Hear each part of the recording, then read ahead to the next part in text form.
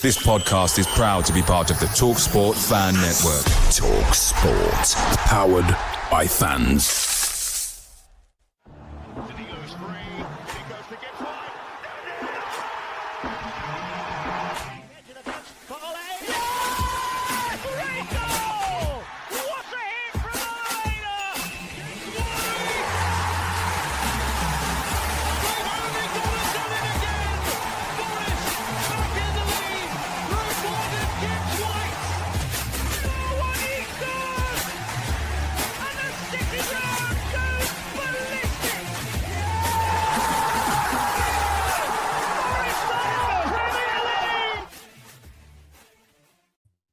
Hello and welcome back to Red Side of the Trent as we discuss Forest 2-1 defeat away at Aston Villa.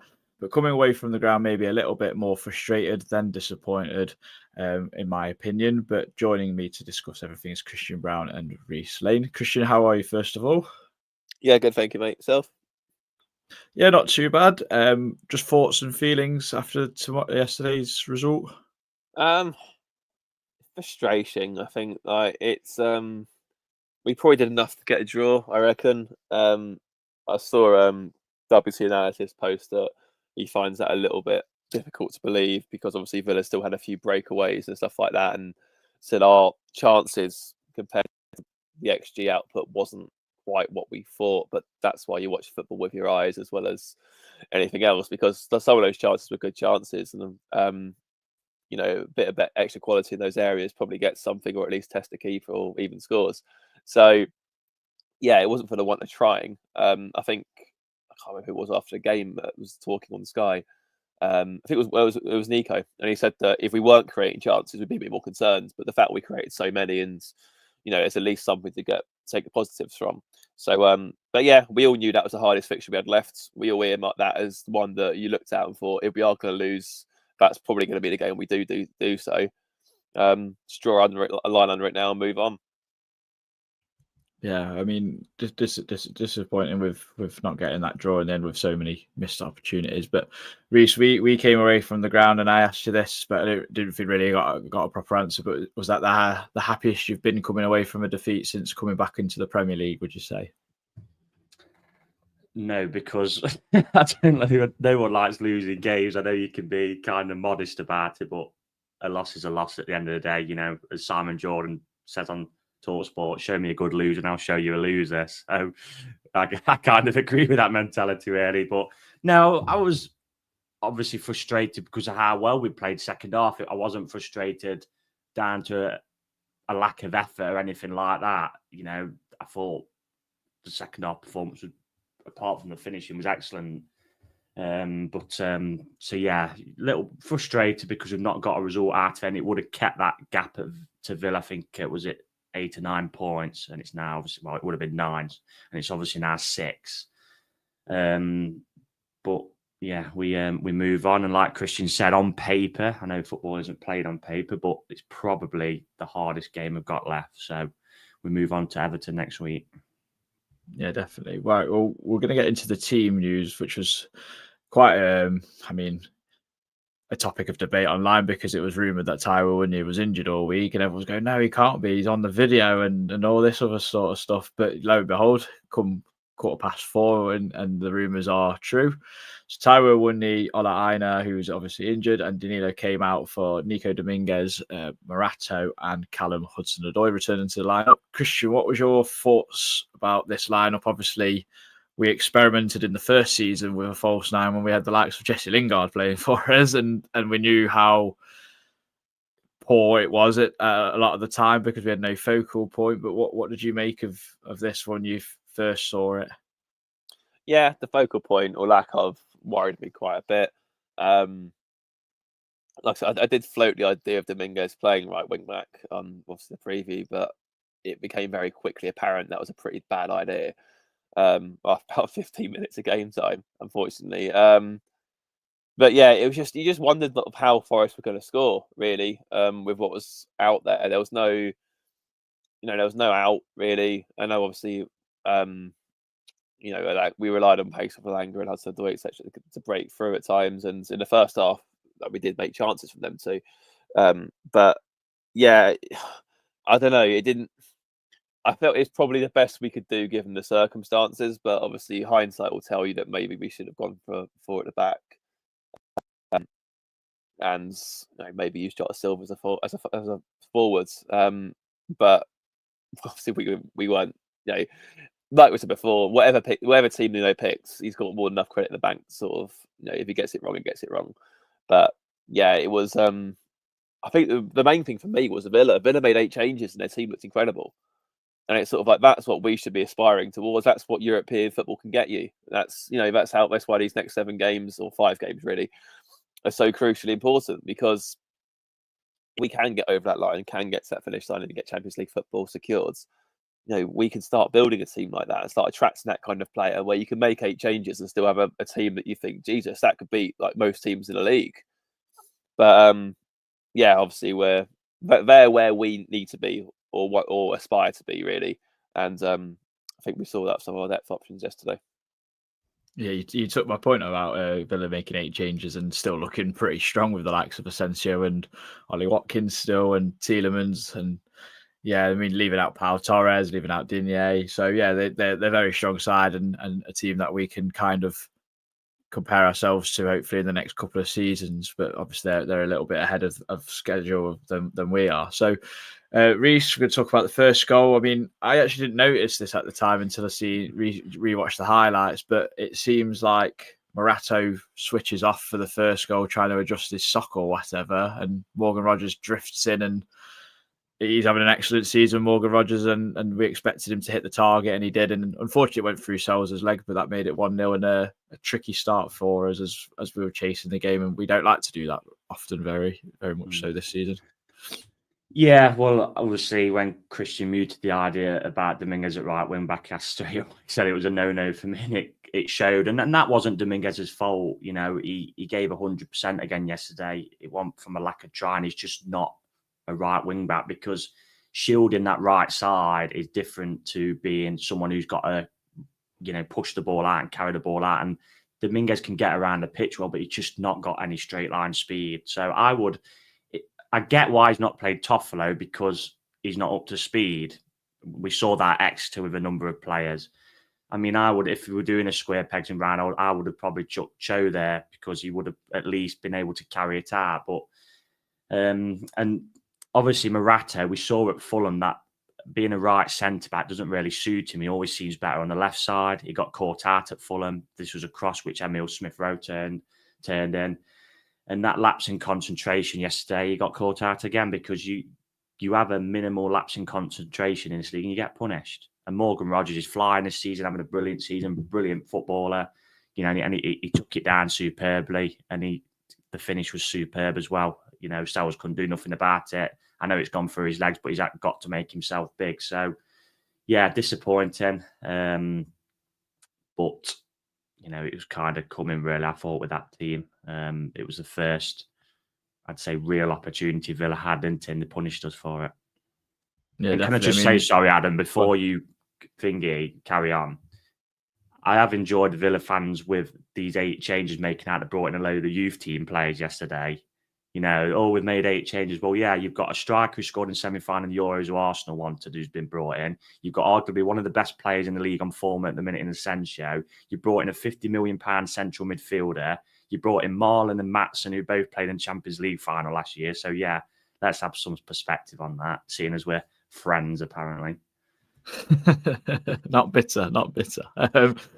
Christian, it was double trouble. Obviously, 2-0 Villa. They made it quick 2 goals. Ian Maatsen does well inside and out of Yates, who gets caught in that right back spot because Dominguez is trying to mark Morgan Rogers, and this time, unfortunately, I mean, we've not spoke about Nico Williams get caught out this much this season, but he's also unaware of Daniel Marlin at the back post, and it's a great cross, and he can't miss, because I don't want to put blame on Nico too much, because he had an excellent season, but again, another lapse in concentration, and we're 2-0 down very, very quickly, unfortunately. Yeah, it's weird. They both set to the goal quite a bit on Sky. Obviously, Rogers spoke about how you have two like sort of hybrid 10s, whatever it was he called it, that was sort of designed to sort of pull Forest wing backed out of position and then overloading the flanks, and that's exactly what happens. Domingos gets caught going inside. Yates goes outside to sort of cover for him, as he did the great effects against United on Tuesday.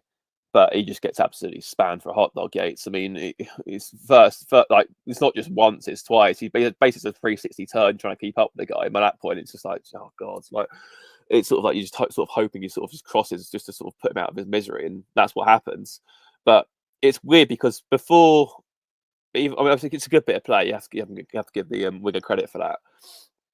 But even before that point, I think Andy Reid picked out that Forest actually were in a pretty decent shape. Like you sort of think, okay, they're not really gonna, the way Forest are set up right at that moment in time, they shouldn't really be under too much duress. If a ball comes in, they're well placed to deal with it. But as you say, another lapse of concentration, and Williams just doesn't even know where Marlon is. He's just nowhere near him, and you can't take your eyes off players. I mean, it's in a perfect blind spot already, Marlon. But yeah, it's bad. As soon as the ball came in, I sort of looked at that line didn't look right. It looked like the players were all over the place, disjointed across the back. It didn't look like a lot of organisation there, which is quite rare for us this season, especially with Milenkovic playing.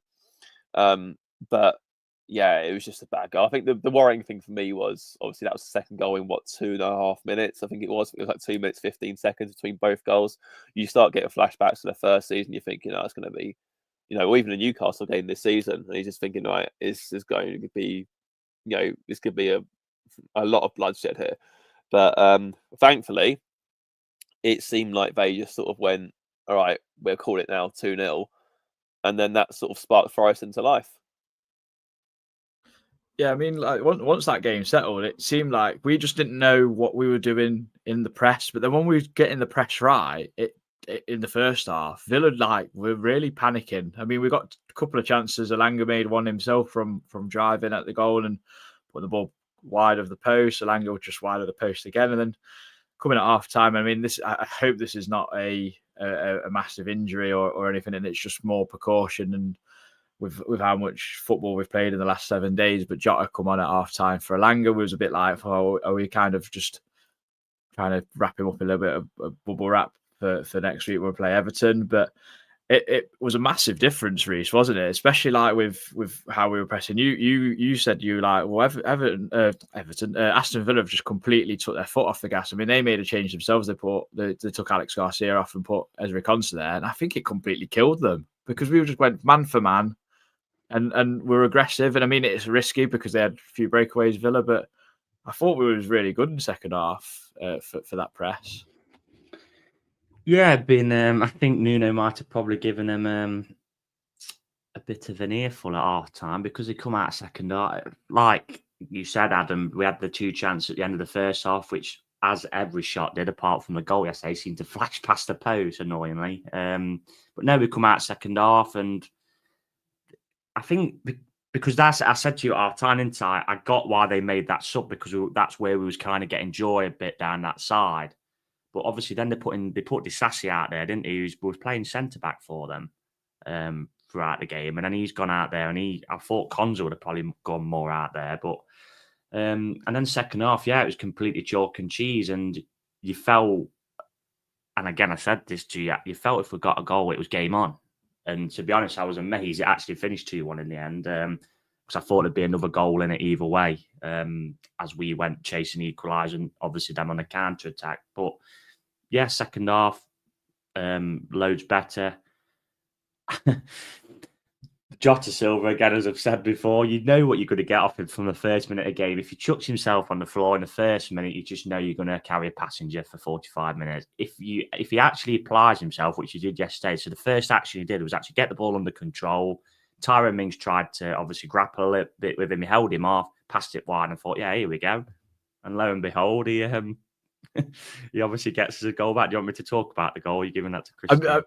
No, I mean, we'll talk about it because I'm going to talk about a million chances we had with Christian and basically critique our shooting. But I mean, I don't know about you, but I thought in the ground, like he took the ball off Elliot Anderson, thankfully, because Elliot Anderson's shooting was abysmal. And I mean, it's a deflection, but they all count. And to be fair, he's probably give food for thought now with Wooden injured potentially. Is maybe leading the line because he was leading the press a lot, and his energy, like you just said, you know what you're going to get off him.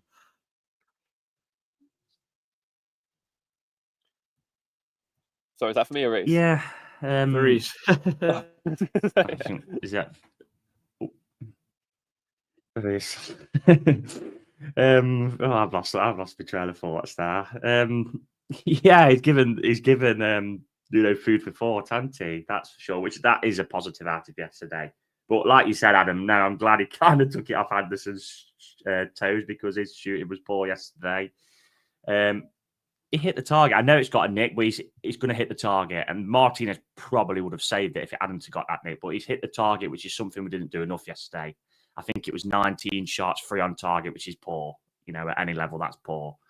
And then we're back in the game. And I quite enjoyed actually him riling Martinez up, to be honest. I mean, sometimes you kind of don't want to see that. But I actually enjoyed that because I thought they lost a bit of focus after that. And Martinez, I mean, well, I'm not going to swear, but what he is a swear word. And then obviously the referee, because he wanted Villa to win so much, play on.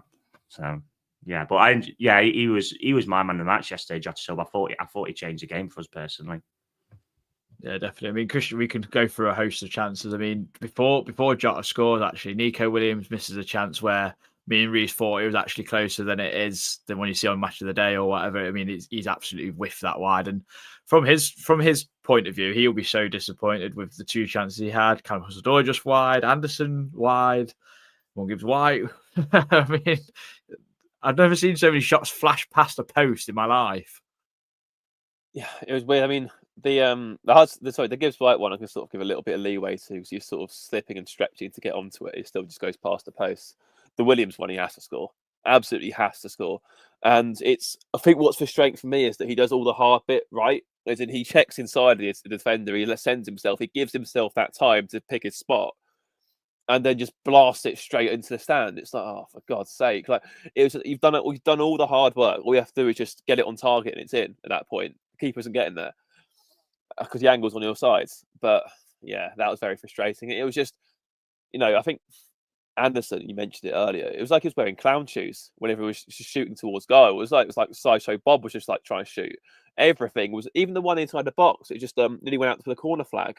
I don't know what was happening with his ball striking. It's normally very good, but yeah, no, it was just so frustrating. I think the most annoying thing for me was Murillo, a centre back.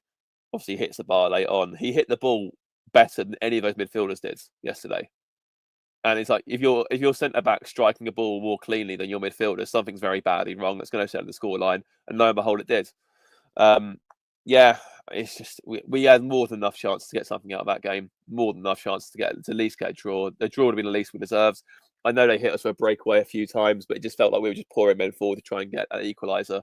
Obviously, Sells came up trumps quite a few times. There was a few big one-on-one saves he made, but yeah, it's just, I think that's the annoying thing for me, because we should have got something out of that game, and we've only got ourselves to blame, really.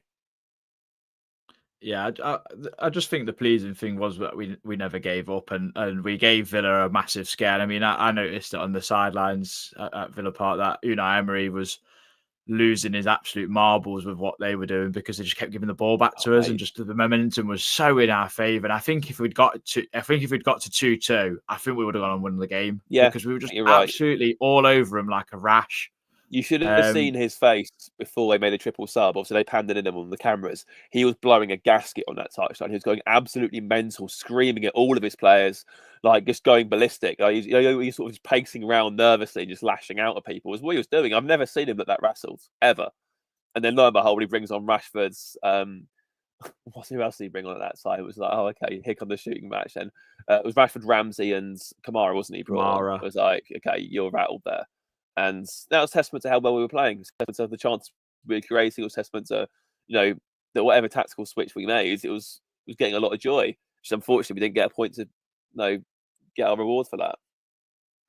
Yeah, I mean, it just goes to show like the difference in quality and depth, really, because we've ended up bringing Ramon Sosa on at left wing back, who I thought did okay. Like he did okay in terms of the attacking play and putting Nico at right wing back, and it just goes to show that we're struggling a little bit. We're in a bit of a difficult period, but hopefully when we come back to Everton, we've got maybe Aina, maybe Wood back at least, or someone at least, maybe Wood at least on the bench or something. And if we do go with a striker, Jota's kind of shown that maybe he could fill that role and I don't know, rattle Jordan Pickford next week, but we'll see about that. But yeah, what do you think for next week in terms of striker, Reece? Think Jota?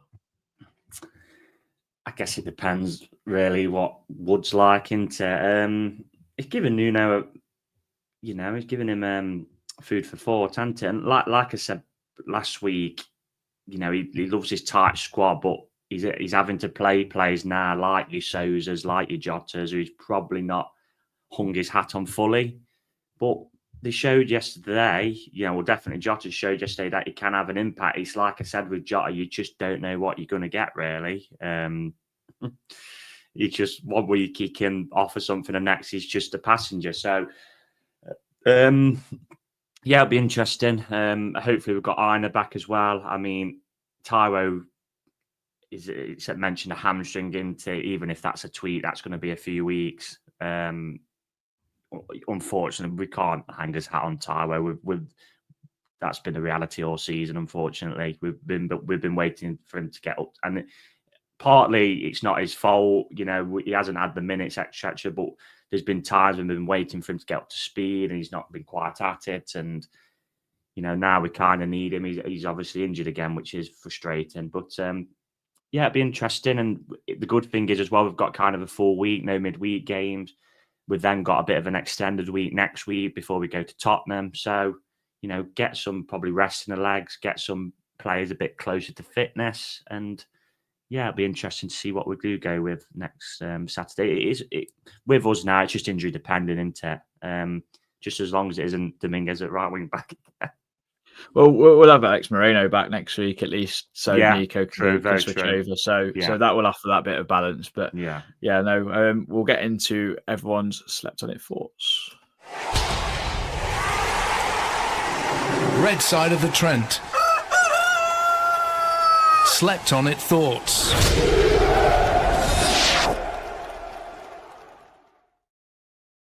So we've got Alex, game of two halves in the most extreme sense. Worst first half performance I've seen in a while from us, but one of the best going forward in the second. Unlucky not to take anything onto Everton. Premier League, once again, another poor first half cost us the game. Sad to say Big T needs to go. He can't be trusted when it's his time to shine. To cheer us up, today's facts is the Muppets' first ever pilot was a Valentine's show. The second was called The Muppet Show, Sex and Violence. Very good. Thank you for the laugh this morning, Elliot. Red Gadjo, anger has lessened by full time. Spirited effort, and on another day we could have left Villa Park with all 3 points. Back to the City Ground next week and hopefully back into winning ways. You Reds.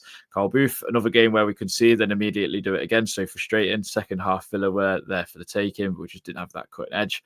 Bright spark has to be Jota. Really got into the Villa, causing them lots of problems, and a good goal. Peaches could have easily gone our way if we were a bit more clinical, but no shame in that performance. Made them nervous and kept fighting to the end. A bit of a break and on to the next. Johnny Ancliffe, slept on it thoughts. Most positive I felt after a defeat this season, should I say. Created so many chances. Shooting practice required in training. Jota had his best game for us. Play him up top next week onto Everton. Capanosity, no shame in that defeat. The curse of the players, the curse of the crap player scoring against Forest persists with Marlon. Probably one of the best second halves of the season. Forest were raining shots at the goal. Rashford gloves in April. Seriously, I forgot about that. Martin Fretwell showing enough that we'll be okay this season, even with injuries. Excellent second half performance. Is Martin getting up that we're going to survive the season, or we're going to be okay to get Champions League? I don't know there. Bennett, obviously annoyed that we lost, but you know what? Feeling proud and confident for the remaining games. Gaz Thomas, Ratto pulling up socks and switching off his poor for the goal, but we still get there for the second half, and we're not good enough. We're not very good, but good. Wrong lineup and formation first half. Second half dominated, but poor finishing let us down. That was from D. And Steve Roll, tactics in the first were wrong. enough chances to win the game. We're lucky not to get a point. Morato sorting his sock for the first goal was stupid. Nico losing his man for the second. Strikers needed. Onwards we go to Everton. Thank you very much for everyone. I will just read Lee Clark's as well. So he put a defeat against a very strong home side isn't going to define us. Still got a little gap, still all to play for, and no need to panic. A full week of rest will do some of the players a world of good. Usually when we lose, we bounce back, and that's got to be the message now. Jota did pretty well when he came on. Silly fouls aside, and Murillo is going to take the net off one of these days. So thank you very much for everyone that got involved. Player performances. Christian, I'm going to start with yourself. I'm going to go with Morgan Gibbs-White. Yeah, it was tough for Gibbs-White yesterday, I thought. But I still felt that he was at the heart of everything good that Forest did going forwards. He was pulling a lot of strings. He was finding a lot of space and making things happen, which was always good to see. Obviously a bit unlucky that one that flashed wide. With some better communication for that cross that came in, maybe he leaves it for Hudson-Odoi. He was in a better position to head the ball than he does. But yeah, he was all right. He had a decent game. 6, 7 out of 10. I say not amazing. Unfortunate in some aspects, but yeah, it was just I think it's still good that he sort of summed up I know he wasn't captain the day, Yates was, but he sort of summed up the whole never say die attitude, because he just kept going. It's why he just kept going, kept getting the ball, kept trying things, kept picking people out. And there's one point as well where he played a really lovely outside the boot ball to Williams, who was then clattered by Asensio, and that one team that got him booked straight away. He was pretty non-existent, I thought, Asensio off and that. So, he had a hand in quite a lot of things. Just unfortunately, none really could come off at times. But solid performance. Yeah. Fair enough. Reece, I'm going to give you Jota Silva, who obviously made the impact and scored the goal, and possibly his best game for us, I thought. Yeah, well, I'm kind of repeating myself a bit with, the analogy about from earlier, so I'm probably not going to say that again. But yeah, I'll talk about the positive side of him, because when he has his head screwed on like he did yesterday, he can be impactful. He is a little bit erratic, and he's like a buzzy bee up there. But we've seen it at times in his Forest career that he can offer something. And he was probably, like I said earlier, he was my man of the match yesterday, because, he was the only one who could actually hit the bloody target second half for one.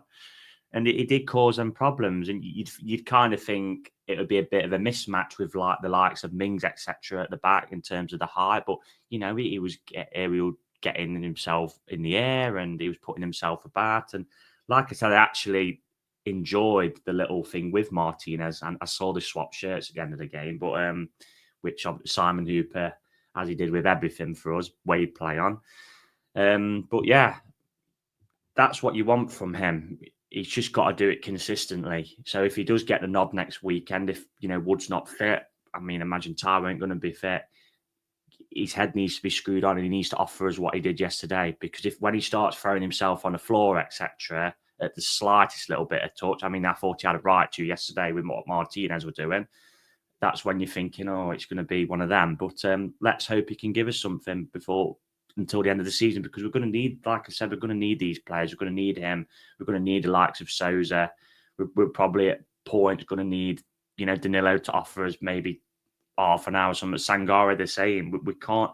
We spent decent money on all these players. They've got to be able to offer us something in the running, because it's tight, and there's at times it's going to be heavy legs, and they need to be able to come in and offer us that freshness, which Jota Silva did yesterday. I thought he was really good, and he would have been my man of the match. So fingers crossed, if he starts next weekend, or even if he comes on, he can offer us what he did yesterday. Yeah, definitely. Christian, I'm going to give you Elliot Anderson next of all. I mean, the frustration from the result probably mirrors Anderson's performance, I guess, in a lot of ways. Because, again, mostly good. Just that final bit wasn't there. Yeah, I mean, his shooting yesterday, when we covered it, that was just diabolical. I mean, there's no other word for it. I mean, as industrious as he was getting stuck in. He was, doing his passing, that kind of thing, as he does, as we come to expect from him. But at that crucial point where we needed a calmer head or we needed a bit more composure, it was just nowhere to be found. He was most epitomised that the most. I mean, like I said, the one inside the box where he's just sliced it pretty much near the corner flag. It's just, just come on, just get your head over the ball. We just hit it cleanly. All we have to do is just hit the ball cleanly. We're not asking for much. Just strike it cleanly. But yeah, I mean, you'd like to hope that if you presented him with those situations, there was about 4 or 5, I think Anderson had as well. Because there was always, the way Villa was set up was there was always a shot on from the edge of the box every time for Forest midfielder. And Yates tried it a few times in the first half. One of our 3 shots on target is really touched upon, and he got a corner out of it as well. Anderson just erratic. Every time it came to him, he just never felt like he was going to test Martinez or land anything on target. He just felt slice over. You'd like to think on another day, presented with those same opportunities, he wouldn't be so reckless or profligate. But, again, he's a young midfielder. He's only 21, 22. He's been outstanding for Forest this season. There's a lot to like about him, a lot of room to grow. He's not going to be perfect every game. Again, just draw a line on it and move on. I'm just wondering if the next progression with his career is scoring more goals from central midfield, because like you say, gets himself into some really good positions. It's just got to hit the target. I mean, Keith Nasty he's put this from it looks like no strikers are available for Everton. Then Nuno needs to take the squad to a farm and confront them with a barn door, which is, I mean, hopefully not too much next week will be needed to beat Everton. But Reece, last of all, I'm going to give you Morato, who I thought had a very indifferent game, to be fair, yesterday. Yeah, as I said earlier, that right centre-back position doesn't seem to suit him really, does it? He's better on the left side. He played on the left side at Everton, for example. The 2 kind of times I can remember he has played right centre-back for us from the off. He's been caught out both times. Smith Rowe at Fulham. I mean, yesterday, fiddling with his sock, that's just a licence to be punished, isn't it? And allowing a player as good as Morgan Rogers to get behind. And you just know at this level that players are going to control it on the side of the foot. You saw it midweek with the one where Garnacho in the end got tackled by Yates. He dropped it over the top and he just dropped it beautifully on the side of his foot to allow him to run away. In the Championship, you might get a bit of a shinner, but at this level, you just know you're going to get it controlled 9 times out of 10 perfectly, and the finish is going to be applied as well. So he is, to me, Morato, someone who I see more as someone who sees the game out than a starter. But that all of a sudden doesn't mean he's been, social media people go OTT. He's been pretty good for us this season in seeing games out, but doesn't mean he all of a sudden he's rubbish. But I do see him probably as more of as a seeing games out on that left centre back side as well. Personally, the right centre back I don't think is suited to him, and it'll be interesting next season because we've got Carmel will be coming back from Olympiacos. I mean, the Reading fans are absolutely raving about this Binden. I know it's League One, but they're literally saying like he's a Rolls Royce. There was one guy yesterday who said he can actually see him eventually starting for Forest, which is quite crazy when you've got Milenkovic and Murillo at the back. So that might be something that will be interesting if we do play free at times next season. But yeah, that's it on Morato for me. In summary, not for me on the right. He's better on the left in a free, and probably just more seeing it out than a start. But if he was to start, he's got to start on the left for me. Unfortunately, his lapse in concentration yesterday got punished, and when he about decapitated whoever it was it Ramsey or Rashford maybe on the left and got his card, I think Nuno had seen enough by then to bring him off. So just got to cut them lapses of concentration out of his game because, as I've said, at this level, 9 times out of 10 punished. What were you going to say, Christian?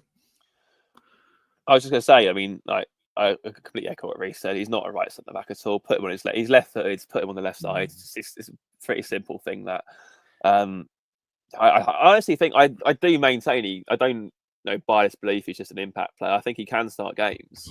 Not that he's going to get ahead of Murillo. On the left. That's it, on the left. Like we saw at Everton, for example. He was good as gold in that game on the left-hand side. He felt comfortable stepping in. He felt comfortable, playing the ball and whatever else. On the right, that just didn't seem to be there yesterday, and at Fulham for that matter as well.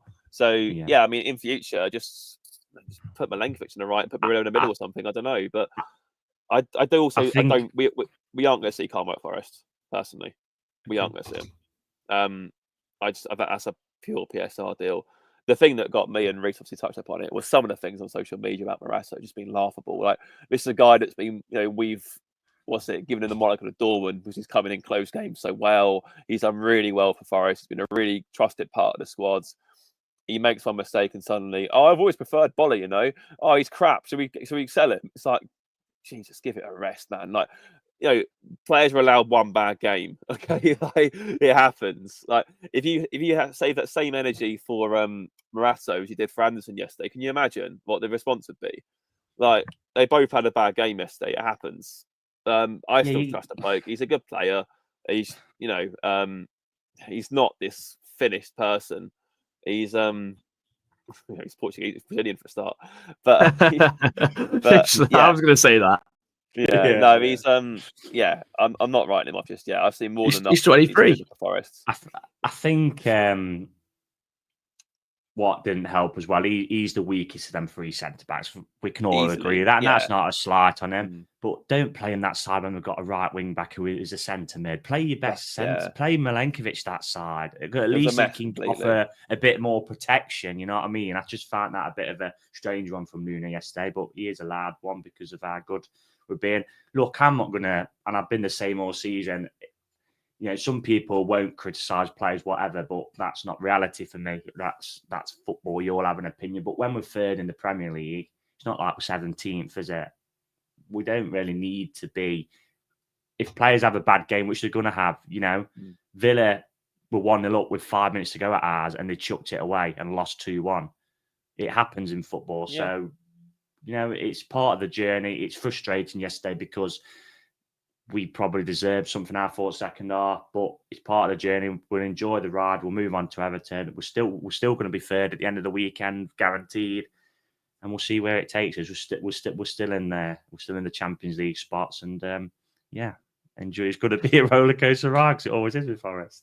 I just wanted to go back to your point about some of the centre halves coming in. I mean, he said he's predicting we'll never see Carmo here, and I probably echo what Christian said. I'm not sure about him, but it'd be interesting to see how Morata would do with a run of games, and then I think next season you probably will see him a little bit more because of how many games we'll have. And then if you've got Tyler Bindon, you've got to see what Zach Abbott as well, because it seemed to be we've not sent him out on loan, and it seems like he's been part of the first team squad all season. I know he's not played a lot of football. It's like, do you loan him out next season? What do you do? And there's going to be a lot of variables next season, I think, in the summer of what we do with our squad. But it's exciting. It's still, at least, I think. So we're going to move on to Everton, guys. We've got them next weekend, and they've been on a really good run of form since David Moyes has come back in. They've only lost one game, and that was to Liverpool in the week, unfortunately. What have you made of them so far this season, Christian, both before Moyes and now with him? Well, yeah, they look like the Everton that we all thought they might be this season. That's a solid mid-table side that are difficult to beat. We all saw it when I'm sure Rachel echo this. When we went to Goodison. It was like watching, going back in time and seeing Forest from the Fawaz days, for example. You looked in the stands, there's just pure apathy. Like the fans hated the team, they hate the manager. There's no quality on the pitch apart from Iliman and Jai. There's no spark. It's just workmanlike. There's nothing there. They go a goal down. There's no support to get the rouse them back up again. They accept defeat there and then. It's like, oh God, again, put them out their misery sort of thing. Thought you were about the City then, going back in time. For all the dogs who what was on the streets, for those who went that day. Dyche absolutely had to go. And I honestly think had they not sacked him, they'd still probably be hope for Ipswich, to be honest. I think they were that bad. They really were that bad. But since he's gone out, they look the team they were. I mean, what's it last season? They finished by Brighton, I think, but for Richard Masters deciding to punish them for all of Chelsea's financial creative thinking. But so they are a good team, Everton. They're going to be tough to beat. It's going to be a 1-goal game. I'm going to plump with Forest personally. I think we'll win that 1-0.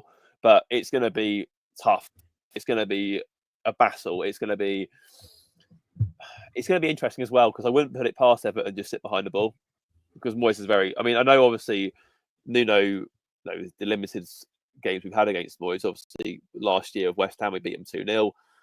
Despite the referee actively, blatantly wanting for us to lose that game. If you remember that Williams penalty appeal that wasn't given, where basically his ankle taken out, and the ref went, "Oh, that's actually all right." Thankfully, Hudson scored in the end anyway. That was the only real time we've seen Nuno against Moyes, and obviously he tactically outfought him that day.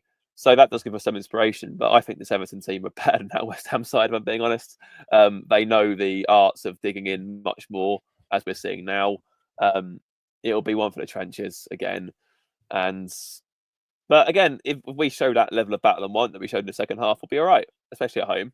So, yeah, I think it's going to be a 1-goal game. I'm going to go 1-0 Forest personally, but it's going to be really hard, really, really hard. And we've just got to stay patient as fans, because it's not going to be easy. Reece? Yeah, I pretty much echo what Christian said there. David Moyes, starting with Dyche, he had to go. With the new ownership coming in, the Freaking Group coming in, I think that was, always going to kind of happen, wasn't it? New broom kind of sweeps clean mentality. I know he kind of said he'd taken them as far as he'd gone, but I think they would have probably at the end of the season I think he was out of contract once, so I don't think they would have renewed his contract. And, David Moyes, he's, he's a safe pair of hands, isn't he, David Moyes? I think that's the best term to kind of describe him. I know you said, Adam, last week that Everton will probably be on the beach. Well, we kind of said that. Most of our fans thought that the last 2 seasons, when we needed West Ham to get results at the end of the season against Leeds and Luton, to beat both. So he's also said, like I said to you in the car yesterday on the way home, he's not going to the new ground until they're mathematically safe. I'm not sure how many points they are off that. I mean, they're going to stay up, but mathematically. So it will be a tough game. You know what you're going to get off Everton. They'll be pretty resolute.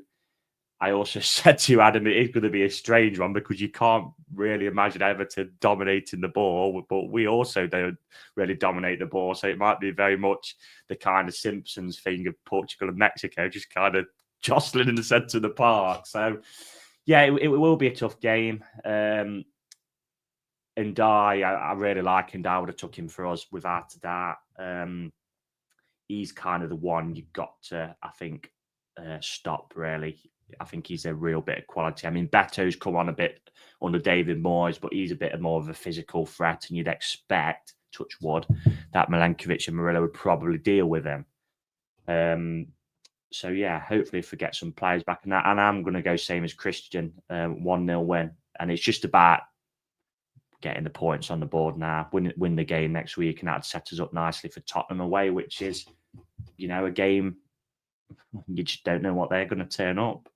Have they got both? Do you know if they've got both of their legs, Tottenham, before in the Europa League before we play them, or is it 1-1? They're definitely playing Thursday. I know they're playing Thursday. I hope Ange's still there by the time we get there. Well, that's what my thought was, because I did think if they went out of the Europa League, so they play both of their games. I thought if they went out of the Europa League, they might basically. Yeah, I thought they might basically sack him, and then Ryan Mason come in. Ryan Mason back in. You get your one performance a season off Spurs. Or invert the wing off Twitter, depending on what you believe.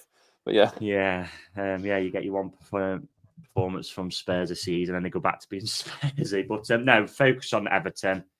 It's just about getting the 3 points next Saturday, and that would set us up. And like you said on the way home yesterday, Adam, if we win, you look at the next 3 home games: Everton, Brentford, Leicester. Yeah. You win them 3, and pick at least a point on the road. You're looking at probably Champions League football next season. So, yeah, 1 game at a time, but it'll be tough next weekend. But one we can definitely win. Yeah, I'm intrigued to see how we approach it, depending on squad selection. Really, I think if Jota's going to play up front and deputise there, then I feel like we might play similar to how we did yesterday in terms of being quite high up the pitch and pressing Everton, because they're going to hit it long to Beto, and then it's whether they can win the second ball. And yesterday we proved that if we win the first ball, we can win the second ball and start attacks fairly quickly. And I don't think Everton will like that too much. But David Moyes is an experienced manager, and this Everton team are a different kettle of fish under his stewardship. So definitely do be a tough game. They seem to get the better of us at the City Ground the last couple of seasons. Exactly, yeah. I was just going to say that.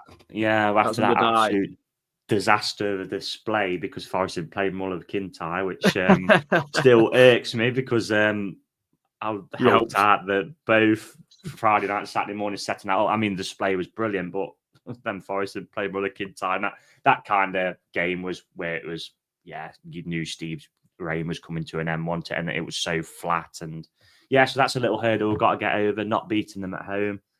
Drew the first season, wanted 2-2. Johnson got 2, didn't he? And obviously lost 1-0 last season. I think McNeil cracked one at the top corner. I think Vlachodimos was in goal that night. So that's a hurdle we've got to get over, and it will be a tough game. We've got to be at it, and I think we will be. Like you said earlier, Adam, like Tom had said in the group chat yesterday, who comes on the pod, we usually do bounce, and Lee said earlier as well, we usually do bounce back after defeat, and they can take heart from that second half yesterday. It's not like we've had an absolute pudding of a second half and, gone and, It's like you said. You said it to me. You said it's similar to Newcastle in terms of we've played really well second half. Yeah. I know against Newcastle the damage was really done because it was 4-1 down. So at least yesterday we really pummeled them. So take that into account, and I think we win. And after that Newcastle game, we played Arsenal, drew, and then we beat Ipswich on penalties, beat City, beat Ipswich again, beat Brighton on penalties, beat Man United. So we do seem to have one iffy kind of game, if you want to call it that, and then we do seem to go on a run. And when you're looking at on paper the fixtures, there's no doubt that this side can go on that run again for me. Yeah, definitely. Well, I'm going to go 2-0, which is a repeat of the reverse fixture. I think we'll have too much for Everton personally, but it's going to be tough, like you say. I'm looking forward to it. It's always a good atmosphere against them as well. So hopefully we get another 3 points at home, keep the fortress, and keep our enemies at bay, basically. But Reece, we're going to do the birthday spread, as we've not been able to do it the last few weeks. We've been so busy and just so much to talk about. This is a March one, so if we get with the fixtures like petering out a little bit now and being more weekly, I'm sure we'll get an April one in towards the end of the month. So I think who's the holder? Christian won last time. He actually won one. So for those who've not done it before, watched on the pod, etc. Where have you been? Where have you been? 10 Forest birthdays. So this is the age what they'll be this year. The guys will have a guess. A margin of error will build, and then whoever's got the lowest at the end wins it. So with you being the holder, Christian, do you want to go first or second? I'll go first. Why not? Okay. Right. So someone we'll see in the Europa League this week for Leon Musa Niakate. I'm going to say he's going to be 28. 28. Adam? 30. You know what I'm going to say. 29. 29. Yeah. Yeah. So what each? So what out on that? A winner of the East Midlands Derby, the scorer many years ago now, isn't it? Johan Benalawan. I thought you were going to say Colin Barrett. I don't know why. Johan Benalawan, 30. The man in the mask.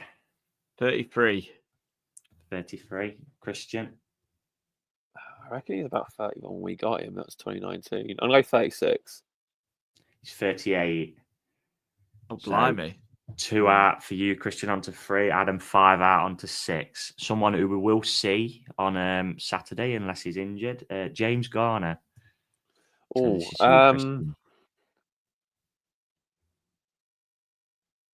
23. 23. Adam?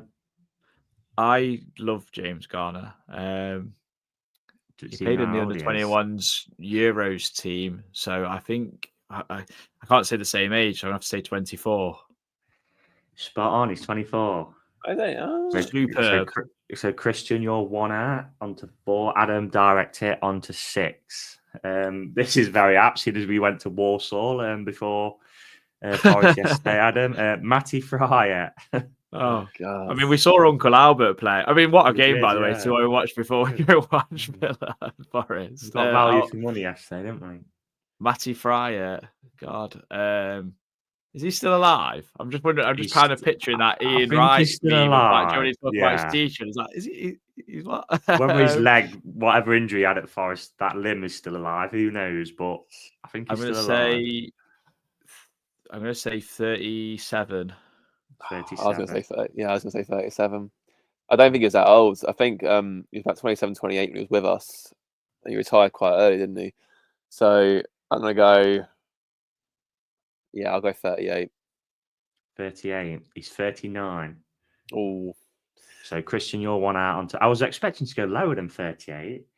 I was expecting to go lower than Adam. So Christian, you're on to 5. Adam, you're on to 8. So 3 in it with 6 to play. So bringing up the halfway stage. This one is solely for you, Adam. Hildeberto Pereira. Hero. It's Christian to go first, right? Who actually, weirdly, I did the clip for this for those who've seen on Twitter, was sent off by the same ref we had yesterday. And Was he he couldn't actually? wait to he couldn't wait to send him off that day as well. That's probably why I had a bee in my bonnet about him yesterday. That Simon assist Hooper he was got that dismal day was yesterday as well, by the way. outrageous. Yeah. He was about that was 2016, wasn't it? So I'm gonna go 30. Okay, Adam. Oh, we must be close to that. I know he's still playing as well. Where is he playing, Reese? Do you know that at all? I got a funny feeling he was a free agent. I actually had a look. He's played in some random countries. Yeah. I think he's 31 though. I'm going to go for that, by the way. He was last playing for Cluj in Romania. That was last season. What was that, Adam? Sorry, you're going for 31. He's 29. So Christian, 1 out onto 6. Adam, 2 out onto 10. So that's the halfway stage done. So number 6, scorer in our home game against Weymouth, Gary Holt. Oh, Jesus Christ. 46. Some press No memories. idea. 46. Probably 46. older. Probably way out, to be honest. Okay. Christian. I'm going to go like 54. He's 52. Yeah, I knew I was Christian, way out. you're 2 out onto 8, and Adam, you're 6 out onto 16. So a bit of a gap form now, but there's still 4 to play. Number 7, he who must not be named, João Carvalho. Now at Estoril in Portugal. He ain't that old. He's probably about.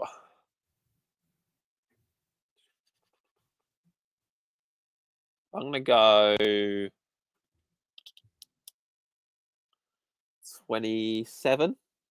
27, Adam. You bugger. I was going to say that. 28.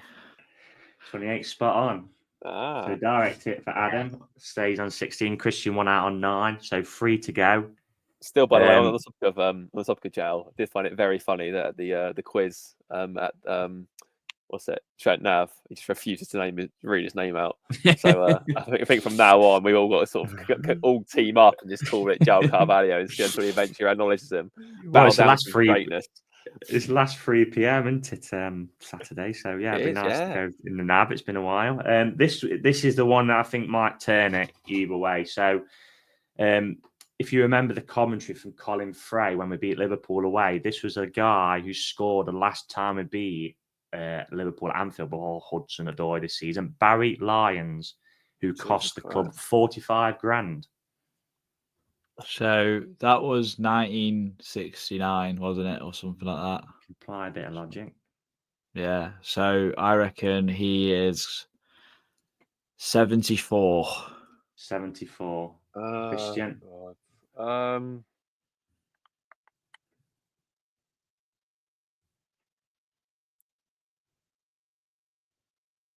I'll go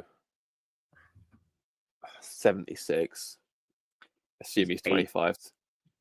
He's 80.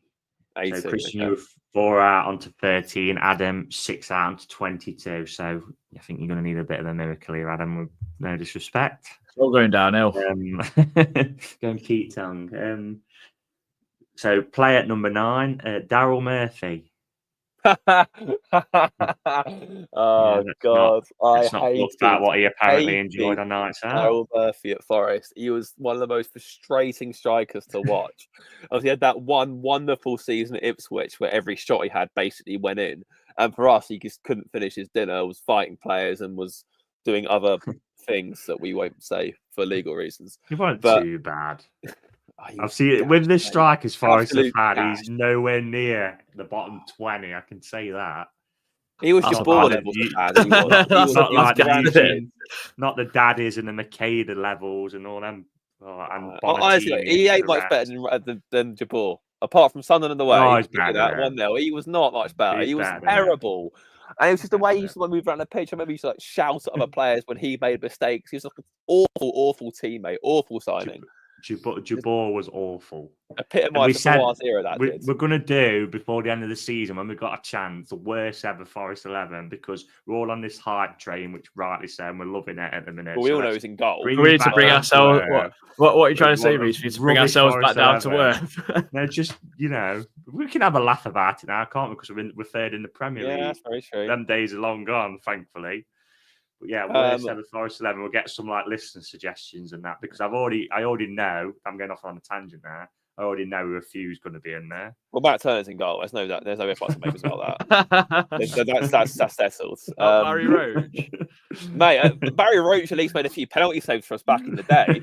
What did Turner do apart from just give the opposition goals? He's the worst I've seen at any given point at Forest. The coffee cup will, Which they've still got in their trophy cabinet, isn't it? How sad. Oh, well, that sums them up, doesn't it? Yeah, absolutely. Back to Daryl Murphy. Daryl Murphy. Not about his footballing ability. Yeah. I think I'm going to say he's 42.